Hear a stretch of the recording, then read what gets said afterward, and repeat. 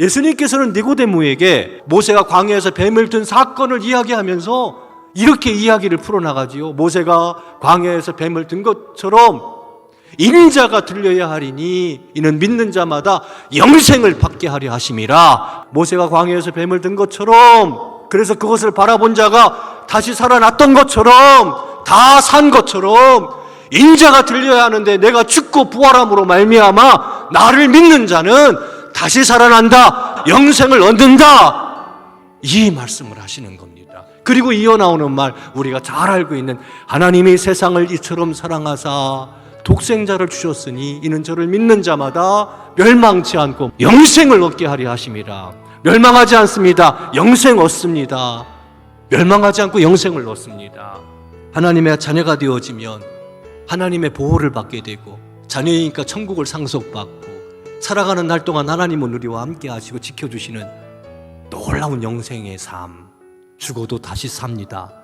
그렇다면 믿는다라는 것은 뭘 의미합니까? 받아들이는 거예요. 예수님을 거부하지 않고 받아들이는 거예요. 예수님께서 우리 죄를 위해 십자가에 달려 죽으셔서 죄 문제를 다 해결하셨다라는 것. 그를 믿는 자는 심판받지 않습니다. 믿지 않는 자는 하나님의 독생자 이름을 믿지 않기 때문에 벌써 심판받습니다. 정죄는 무엇입니까? 빛 대신 예수님께서 오셨는데 그분 앞으로 나오지 않는 것이 정죄받는 겁니다. 그러나 하나님의 말씀대로 놋뱀을 바라보니, 모세가 광야에서 뱀을 든 것을 바라보니 다 살아났던 것처럼 하나님이 예수님 보내주시고 십자가에 들려주신 예수님을 믿으면 누구든지 멸망하지 않고 살아난다라는 것, 영생 얻는다라는 것, 이것이 인생의 궁극적 문제를 해결하는 답이 되는 거죠. 그러므로 예수 그리스도를 믿음으로 말미암아 영생을 얻게 되는 거예요. 하나님 나라에 들어가고 영생을 얻습니다.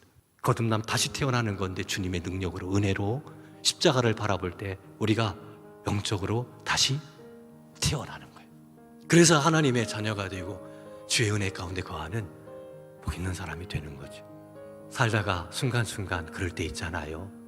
나 하나님 앞에 설 준비가 안 돼 있는데 두렵지 않습니까? 그런 때 없습니까? 십자가를 바라보세요. 그분 한 분만으로 충분합니다. 넉넉합니다. 예수를 믿고 믿음으로 사시기를 주의 이름으로 축원합니다. 아연의 가족이 되기를 주의 이름으로 축원합니다.